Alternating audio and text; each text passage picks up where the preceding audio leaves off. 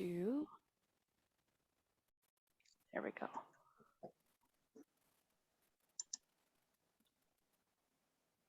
Okay, so assistive technology and ALS. These are just some of my credentials,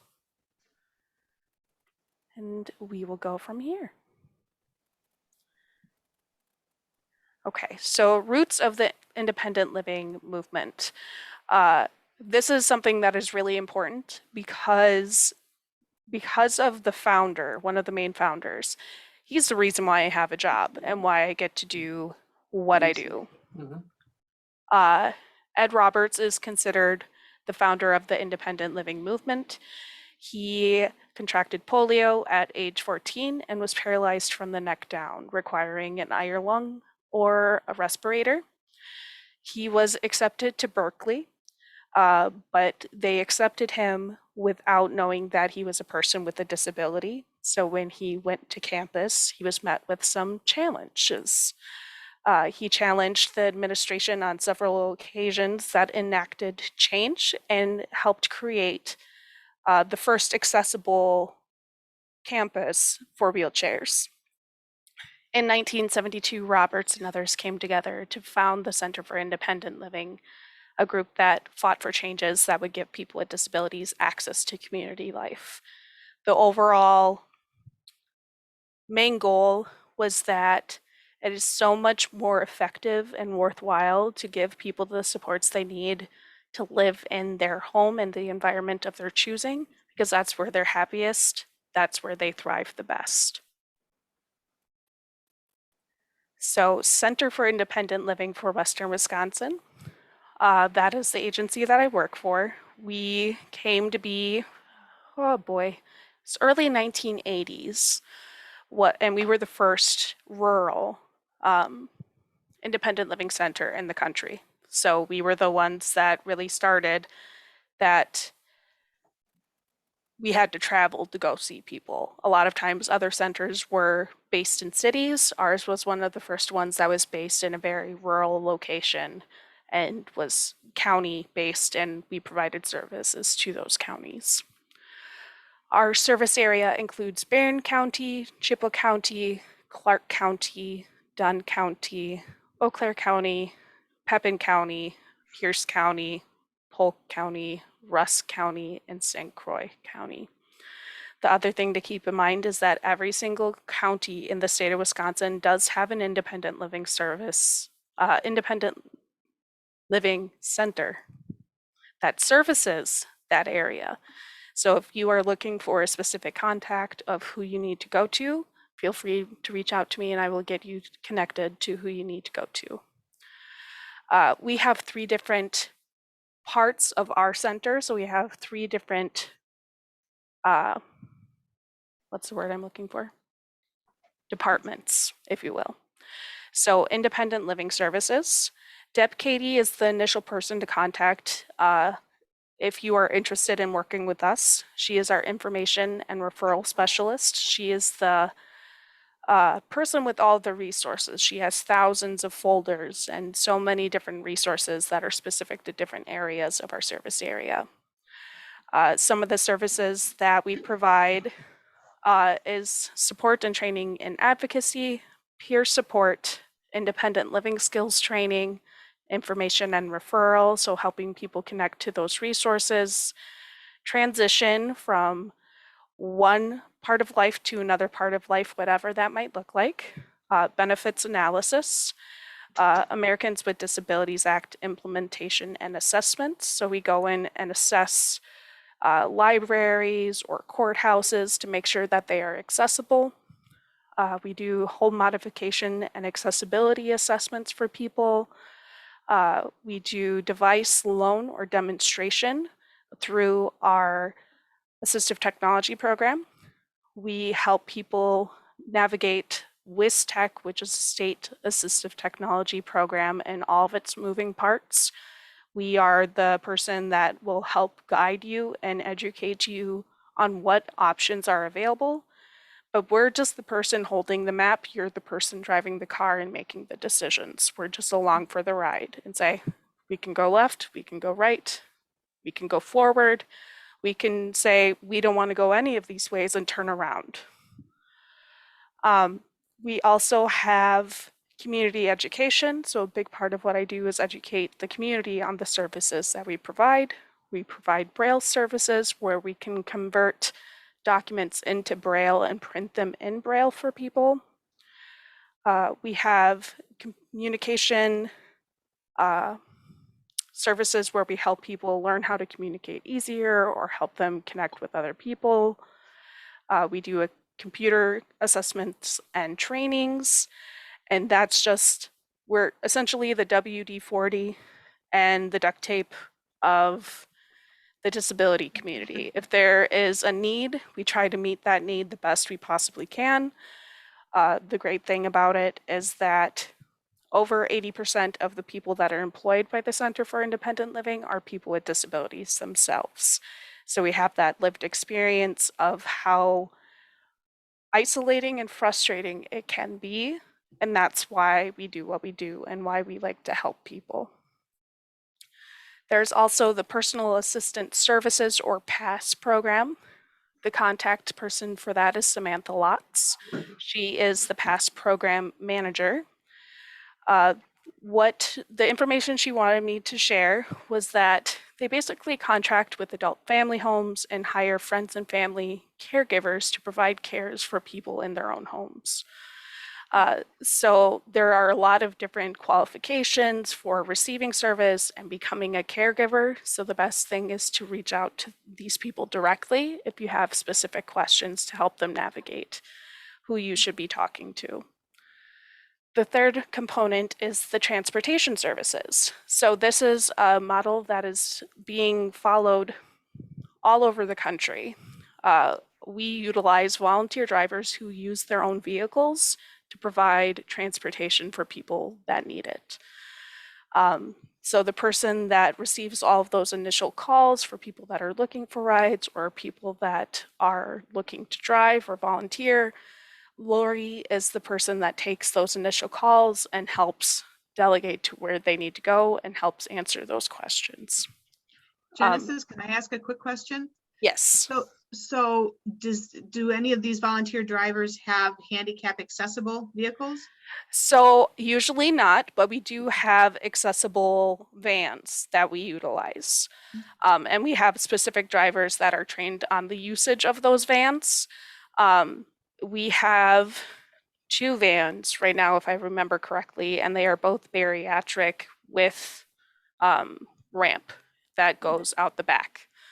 But if you're interested in more information about those specific vans, definitely feel free to reach out to Lori and she can get you guys connected to who you need to go to. The transportation program is called New Freedom Transportation, and it utilizes grant money to help refund mileage for the volunteers. To make it a little, a lot of these people are people that have retired, so they do this in their spare time to keep them connected to their community, and we have some of the best people that are driving and have so many wonderful stories and so many wonderful things to share about their experiences. And having originally started in transportation, it holds a very special place in my heart. The other thing to keep in mind is because of COVID, rides are somewhat limited because we are trying to make sure that everybody remains safe. So keeping that in mind when you reach out. So what is assistive technology? Assistive technology is any product or piece of equipment used to maintain or improve functional capabilities of people with disabilities to help aid in their ability to complete different tasks. So it could be a wide variety of things. It includes low technology equipment that you can make with a pipe cleaner and electrical tape. It could be the foam rollers that people use for their hair that you slide onto silverware to give it a wider grip if you have difficulty with that dexterity. It also includes commercially available equipment that you can buy from the store, high technology equipment, and customized equipment. So it's basically anything that helps you do anything in your day-to-day life. A lot of times people use assistive technology every single day and they don't realize that it is a piece of assistive technology. So it can be perforated cards. I have a list of words that I commonly forget by my desk at all times. That's assistive technology, and it's just a piece of paper with some words on it. Assistive technology can be anything. So tech talk instead of TED talk, because I like puns. Today's overview. So first component is learning how technology can help. And I'm going to talk about something called spoon theory. Having a disability myself, spoon theory really helps me understand why some tasks are so much more difficult for me day to day. We will learn more about smart assistants, what they can do, learn about the different smart assistants available, learn about environmental control and what that even means, because when you hear environmental control, the actual definition doesn't typically come to mind. Then we will learn about WISTech, or Wisconsin's Assistive Technology Program. And at the very end, we're going to touch on the future of technology, including virtual reality, robots, and smart homes. So there's a lot of really cool stuff that's coming out that I want to make sure that I emphasize, because technology is constantly changing. Stuff that I've recommended 6 months ago is becoming outdated. And it's hard to keep up, but that's a big part of what I do. Is I'm the person that makes it easier for other people, because I do a lot of the research and help them find what suits their needs specifically. So how? Assistive technology can make day-to-day tasks a little bit easier to do, so you can dedicate more time to other areas. Spoon theory is basically where you give a definite measurement of energy to help convey the task of dedicating energy to specific tasks. So every single person has a different amount of spoons that they use day to day. Yesterday, I had 8 spoons. 2 of them went to getting up and getting ready for work. 1 of them went to getting a cup of tea. 4 of them went to the meetings that I had to do yesterday. So then I'm left with 3 spoons for the rest of the day, and I have to figure out what I'm going to do with those energy spoons, so I don't wake up with a further deficit because I pushed myself too hard. And spoons is just a physical, tangible thing that sometimes it's easier to understand. This is how many you have, and this is how much these tasks usually take. So it helped me understand my own abilities and how much energy it takes me to complete different tasks throughout the day. Where the two come together is that assistive technology can help support you in specific areas to make it so something that at one time took 1 energy spoon could take half an energy spoon, allowing you to use that other half of energy to another task.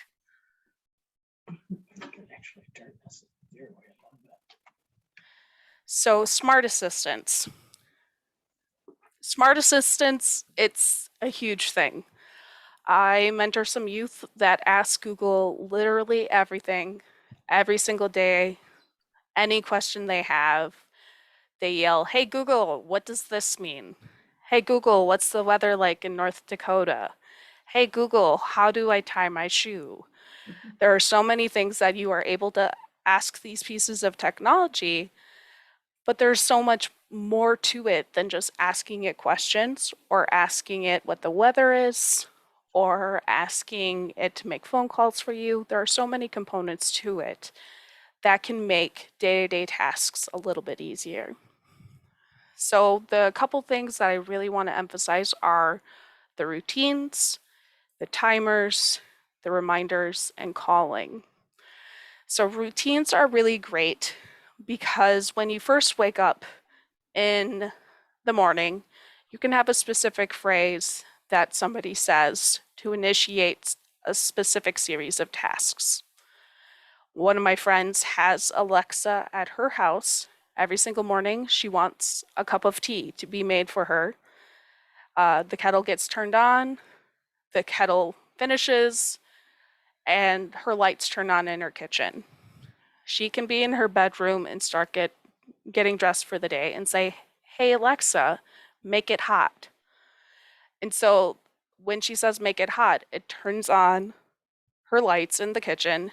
It activates the switch that goes to her electric kettle. It turns it on for her automatically.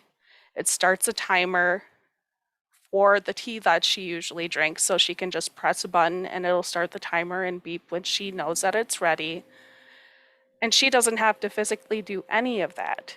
It took some time to get that programming in place to make it so it could do that series of tasks.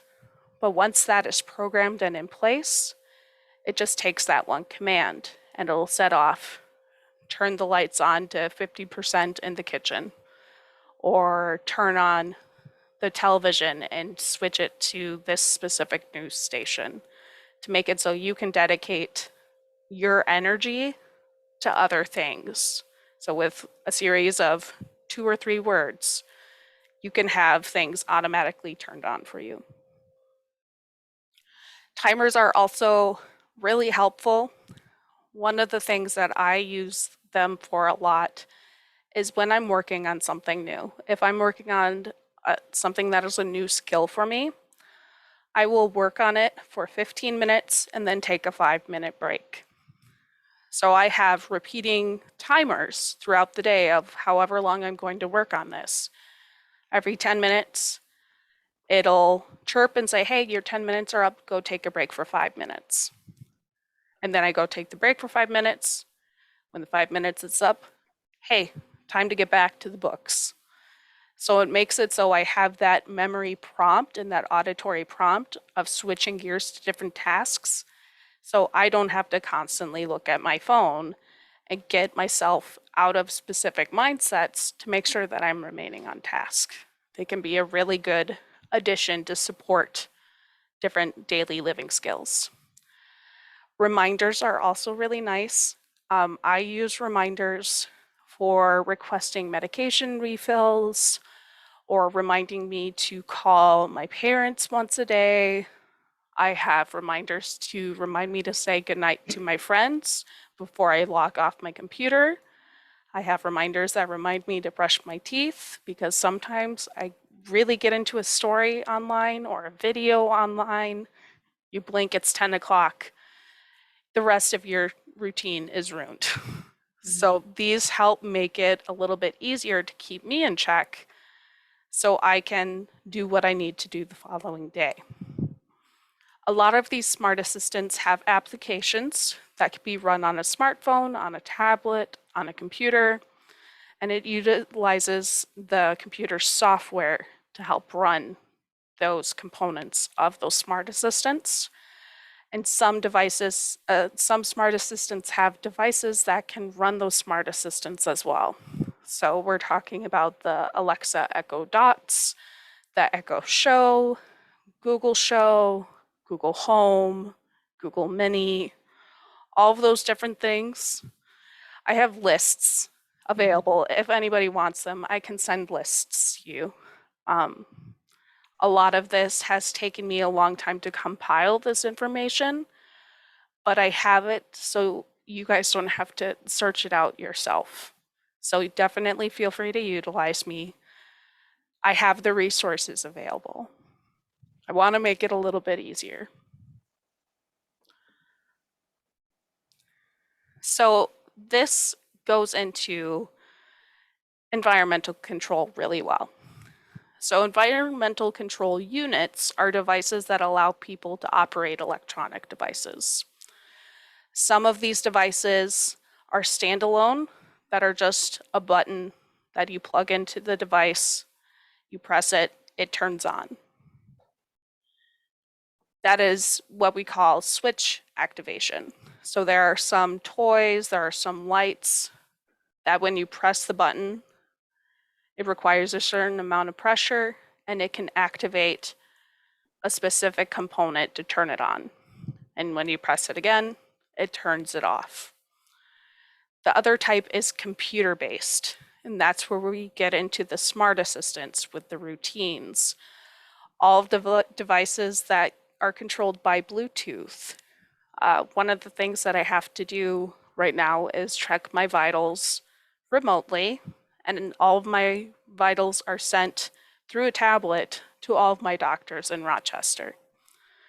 So I have a kit that I keep by me at all times. There's a Bluetooth blood pressure cuff. There's a Bluetooth the oxygen meters. There's thermometers. And it syncs to the tablet and sends that information directly to Rochester because they have it all programmed and streamlined. But it is a little scary when you get a big box in the mail and you're like, well, what am I supposed to do with this? I don't always know. And that's where somebody like me can come into play and say, hey, let's see, take a look at all of the different components of technology that you have. Let's figure out a way to make it easier for you so you can focus on spending time with your loved ones. Or one of my friends has been writing a book about their experiences with a chronic illness because they want to be able to share their story to help other people, and that's how they chose to go about it.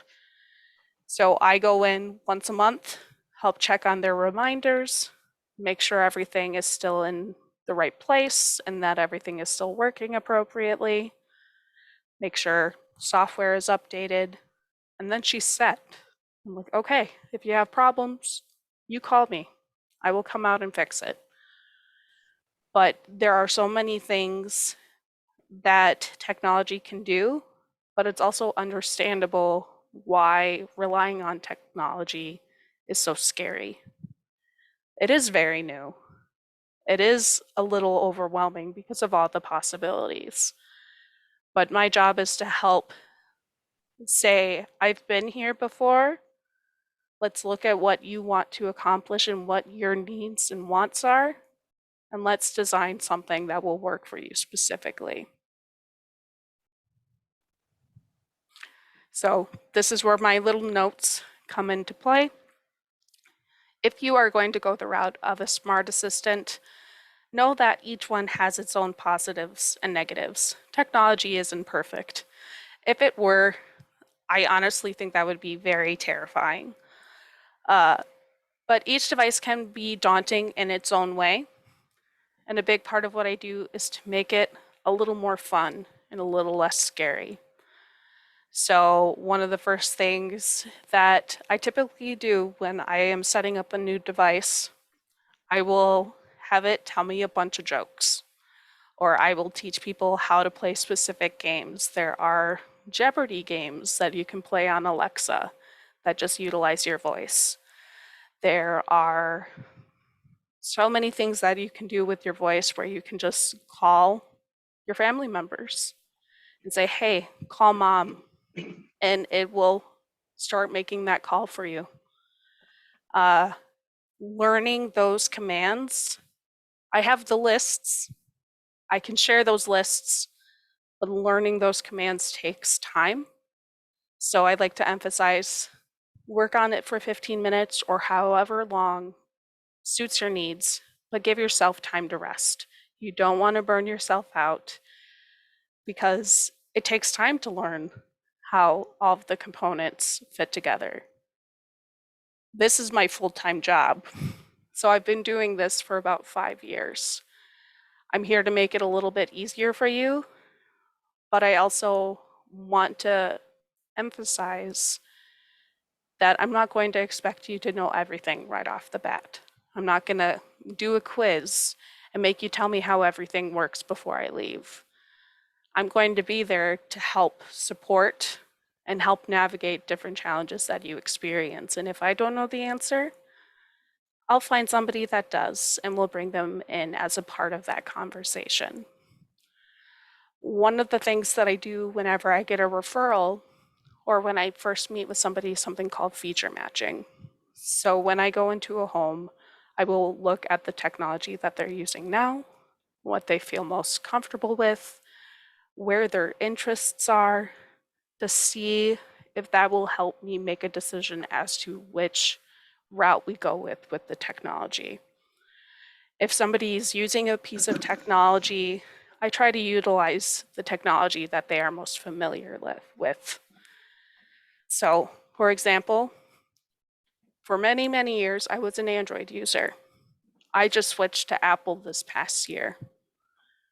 Expecting me to know everything about Apple right off the bat, not realistic. Yes, I had my own pot of knowledge, if you will, from what I do, but I'm still learning about it. And I've had this phone every single day, pretty much attached to my hip at all points for 9 months, and I'm still learning. Technology is great, but there's a lot to it, and there's a lot of moving components. There's the software updates, all of those things. And at the end of the day, I want to make sure that people know that I'm here to make it a little bit easier to navigate. I want to make sure that you feel that you can do what you want to do. And those trainings can look a variety of different ways.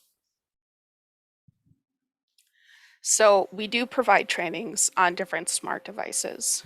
Right now I have probably 5 people that I'm helping just with learning their iPhone, teaching them how to send emails, how to be able to send emails with their voice, how to be able to make voice calls with their voice, or how to text, or what memes are, or what the emojis are. One of the best stories that I absolutely love sharing is I had a grandparent who wanted to connect with their granddaughter who was all across the country. Her way of doing that was making a TikTok account where she would film herself doing dances with her dog. She was a woman with vision loss, and she uses the voiceover on her iPhone to be able to record herself doing these dances with her dog. And through that whole process, she has been welcomed by so many other people that now view her like a grandmother to them. So she is the TikTok grandma. And that's one of my favorite stories. And there are so many great ways that can help with just helping with the isolation. Power of the internet, there are so many ways to connect with people now. It's scary because there are so many ways that you can connect with people, but that's also something I can help with, is if you are looking for a specific type of group or a specific event that you want to partake in. I've helped people find sheep's head tournaments that are virtual, or cribbage, or cornhole, or there are so many different communities that have come to be because of where we are in our world right now. But that also means that there are so many options out there to make it so you aren't so isolated. Isolation is one of the hardest things, especially in Wisconsin in the winter time and with health conditions. It's overwhelming, it's scary, and it is very isolating. But I want to do what I can to help make it a little easier for you guys. Each training evaluates what you want to accomplish first. So whenever I go into somebody's home and meet with them for the first time, I will say, what is the first thing you want to be able to do? Or what is the first thing you want to be able to accomplish? Because that will be our first and foremost goal. Once that goal is accomplished, we can explore the other areas, and if there are areas that I think might be helpful, I will make the recommendations, but you are the person driving the car. I'm not going to make you do something you don't want to do. And at any point, you can say, I need to pump the brakes. We can pump the brakes, get out and stretch our legs. It's all on your terms. We want to do what we can to help support you guys to live the best life you possibly can. And the thing is that you have no control over the cards that life deals you. You have control over making that hand that you're dealt the best hand you possibly can. And assistive technology can help with that a lot. So just know that I'm not going to say you have to purchase this, and this equipment, and it'll magically make your life better. That's not what I'm here to do. I just want to make things a little bit easier for you as you navigate what life looks like. For these trainings, a referral is made to work with an independent living specialist to work with you specifically. So you will have a direct contact that you can ask questions to. That brings to light Wisconsin's Assistive Technology Program. So Wisconsin's Assistive Technology Program is called WisTech. And WisTech receives funding from the AT Act, which is a federal legislation, and that money is used to help people find the equipment they need. So what the centers do is that we do loans of specific equipment that we have that people can try in their home for 30 days. We can do demonstrations of things that we have that we can't loan out to people. We can do training. We can do technical assistance and help people figure out how a business can better approach assistive technology. One of the main things that I love about WisTech is they are federally mandated to be advised by a consumer-driven council. So the people that are using the technology on a day-to-day basis are the people saying, this is what we think should be done with this money. This is what we think this program should do. So I'm actually the chairperson of that council that gives that feedback. So I'm able to be on there as a user of equipment myself, but also as a service provider and an AT professional who is still learning every single day about technology. But the fact that it is driven by people that use technology is so great because they are the people that are giving the direct feedback on how change should be made and what changes should be made. WisTech does contract with service providers, and the independent living centers are often those service providers. So all of the independent living centers in Wisconsin have their own assistive technology program. It utilizes a website called AT for All, and that website has all of the information about all of the equipment that we have. So we use it to track loans and demonstrations or trainings, and it allows people to see what other people in other areas of the state have, and people can request equipment to try from Milwaukee or from Superior, and we help try to get the equipment from point A to point B. Now, my program, Center for Independent Living for Western Wisconsin. We have over 1,600 items in a variety of different categories. So we have different silverware, we have alerting systems, we have caregiving alerting systems, we have a robotic dog that we can demonstrate to people that have anxiety, that it will respond to your voice, it'll turn and look at you, it'll wag its tail, it would bark, you can pet it, it has a heartbeat. There are so many things that we would be able to showcase to you, to bring into your home, show what we have to show, loan what we can loan to you, and if it's something we don't have, we will try to help you find what you need. Independent living staff can assist in finding the right equipment to be a solution and allowing for loanable equipment to be tried in your home for 30 days. We also help people make adaptations in their home.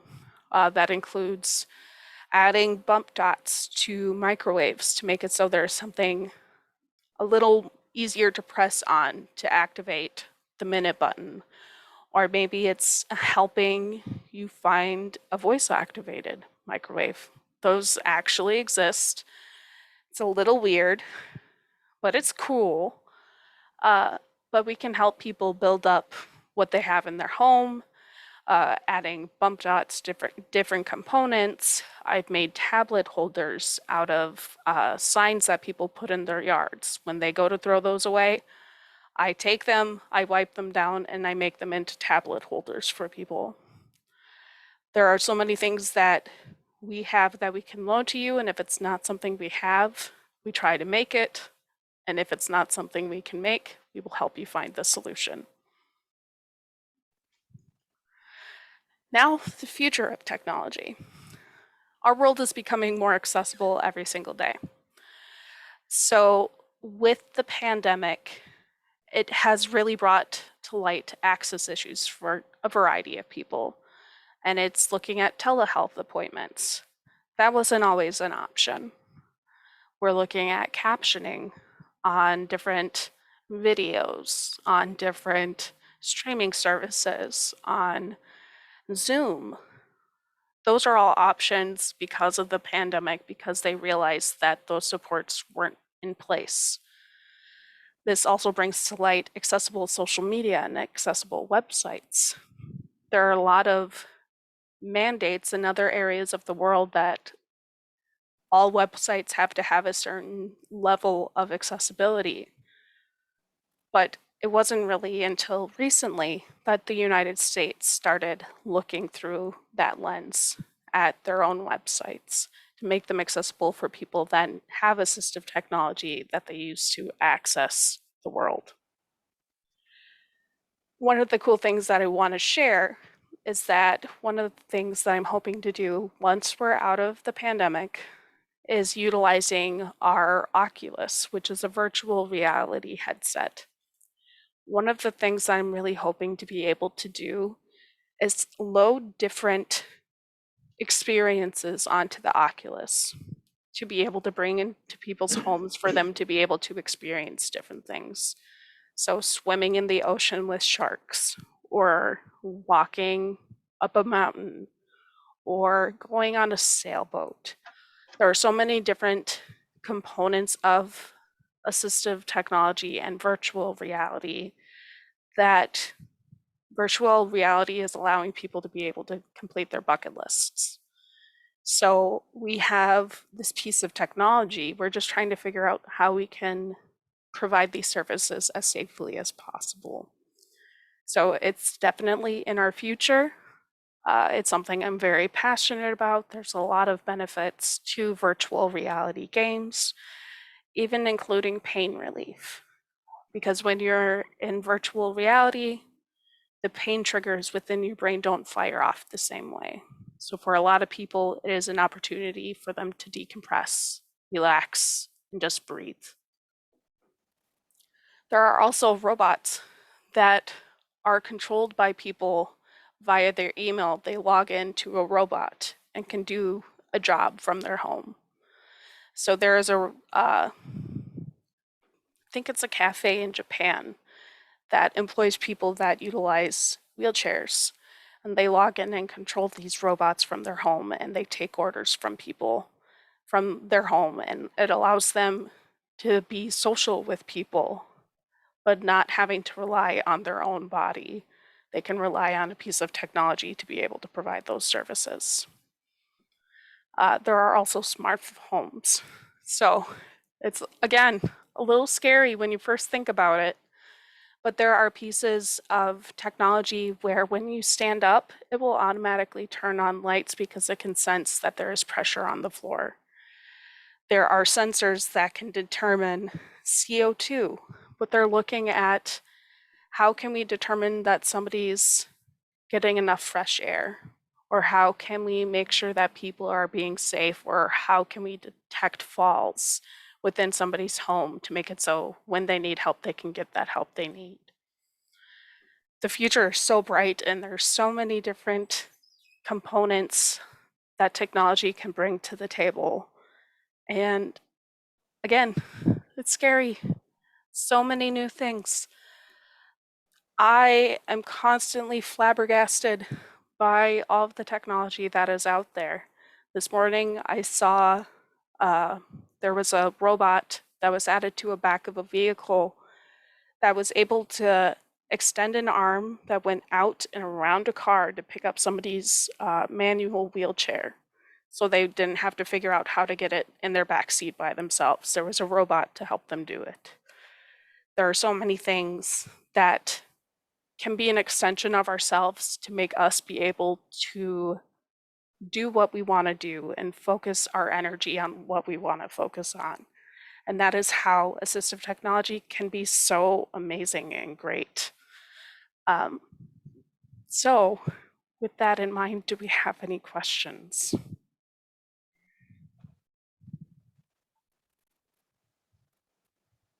It's a little overwhelming, isn't it?